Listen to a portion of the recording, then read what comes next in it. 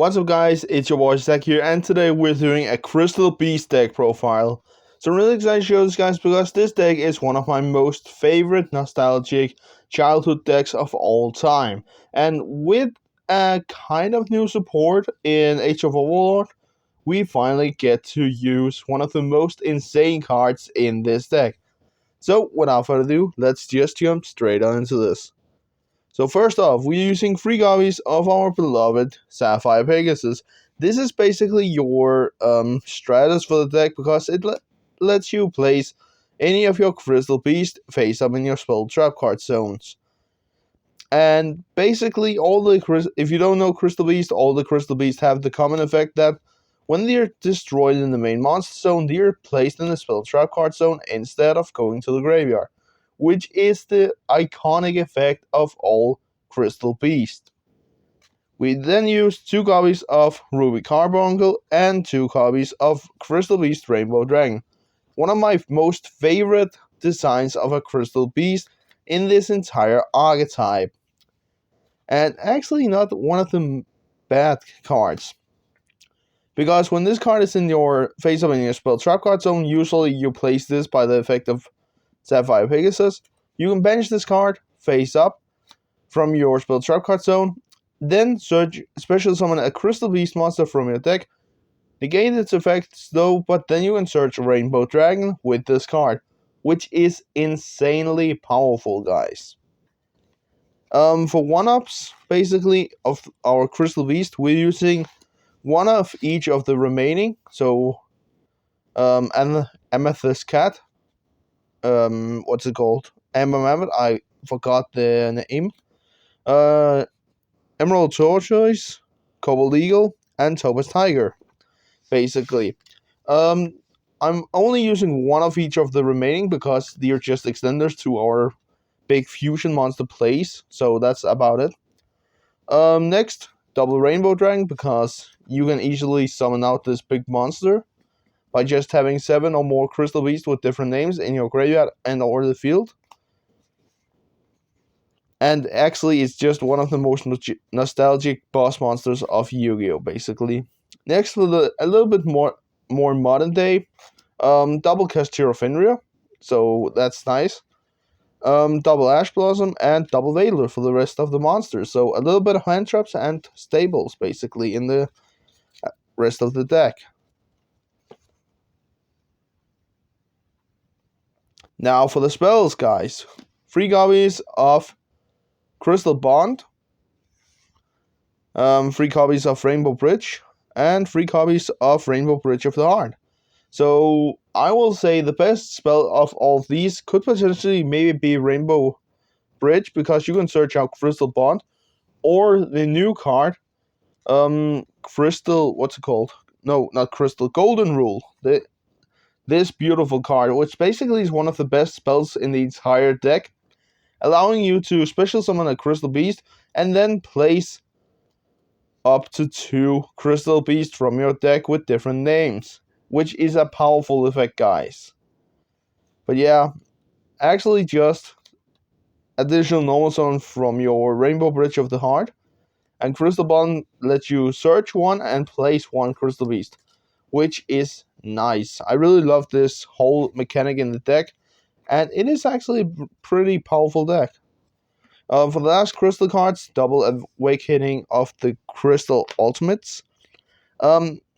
This card, after you search out your Rainbow Dragon, if you are lucky enough to start out with this card, allowing you to special summon more of your Crystal Beast, basically, which basically allows you to go into your Rainbow Dragon really, really quickly.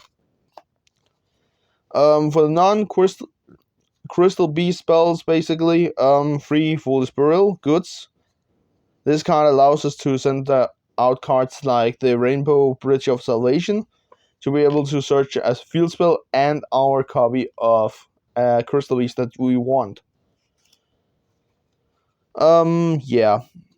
Next, some stables. Double Book of Moon, 1 Called By, 1 Triple Tactics Talent, 1 Necro Valley for the field spell search, and 1 Pressure Planet Wrath Salt.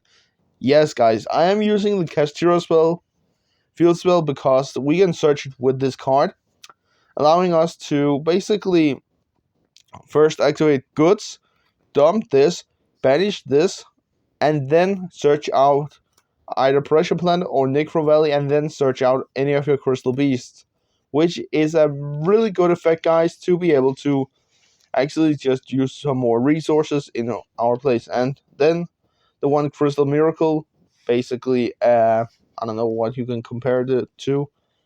But when a spell trap card or monster effect is activated, you can tribute or you can destroy one Crystal Beast card you control and negate that effect.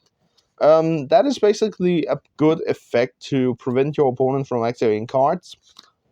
And some minor details is as well. I haven't been playing Crystal Beast a lot recently, so I'm not. I need to get a head of with the effects again, so I have to read them.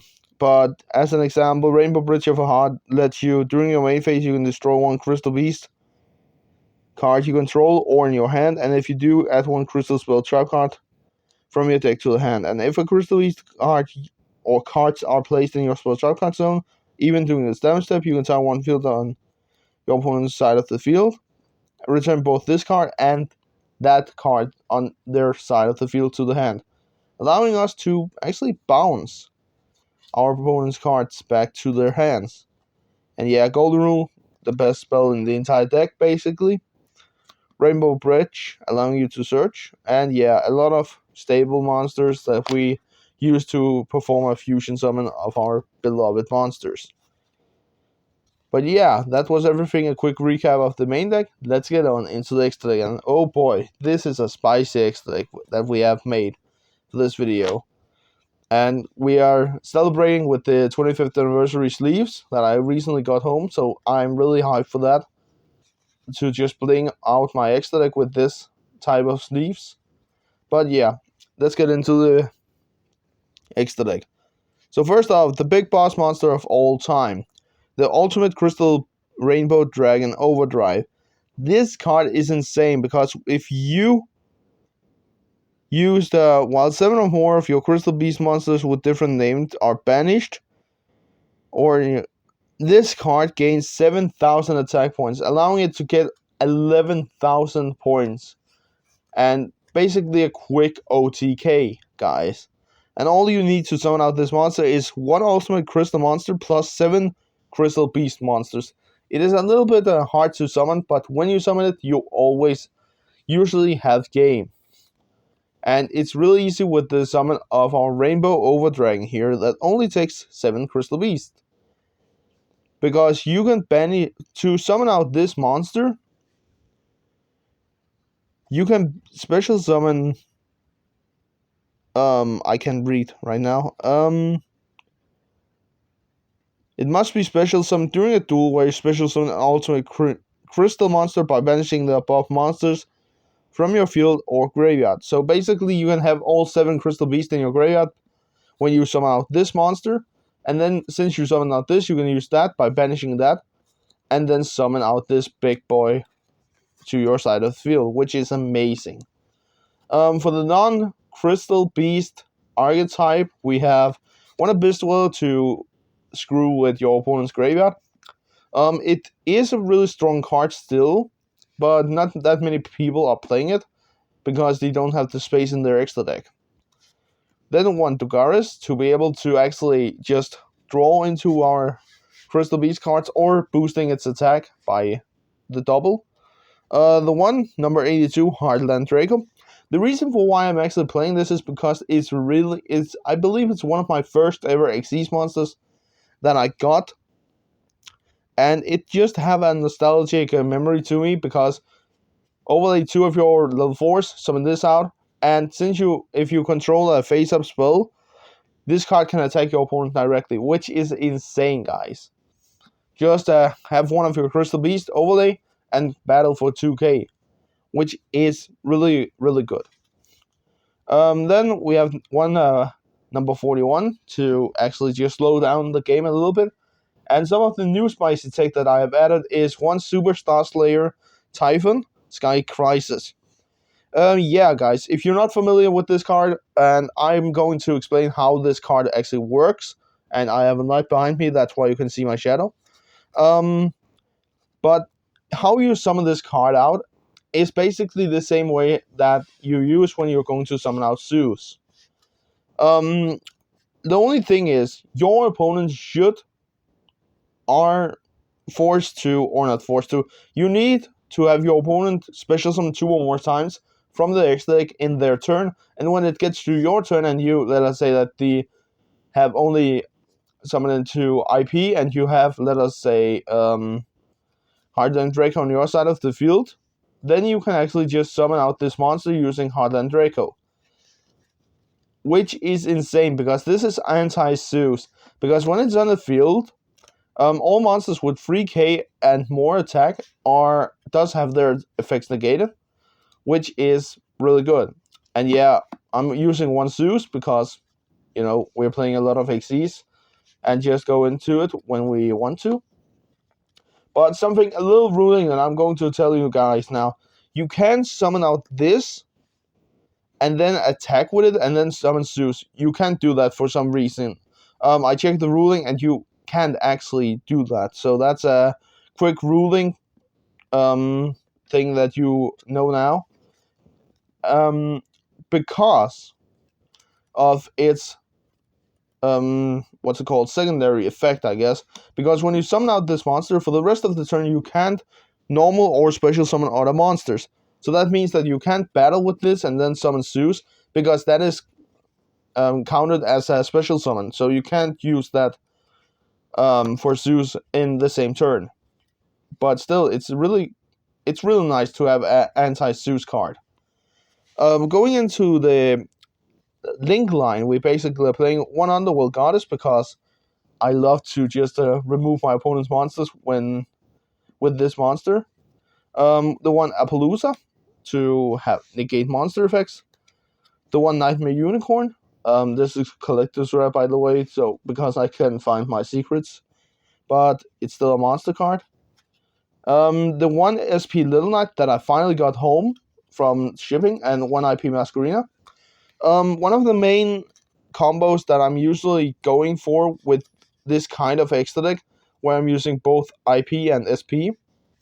I'm going into IP and then passing turn, and then in my opponent's turn, when he makes monsters, I'm activating IP's effect to go into SP Little Knight, and then on summon of that, banishing one of the cards. And that is a good effect, because that means that your SP can't be destroyed by card effects. And then for the last 2 cards, one Cerberus and one Phoenix, just because that I need space. There's a lot of other cards that you can use. You could use stuff like Cross Sheep and stuff like that, but I feel like right now it's fine. I don't think I'm going to play Crystal Beast that much. I will make a test and combo video like every other deck profiles that I'm making, but I will say for now, this could potentially be one of the best Crystal Beast deck profiles that they're out there. But yeah, guys, that was everything for this video. I hope you enjoyed, and before we end this video, consider subscribing. It's free and you can always change your mind. But yeah, it was everything for this video. I hope you enjoyed, and we'll see each other next time. Peace out.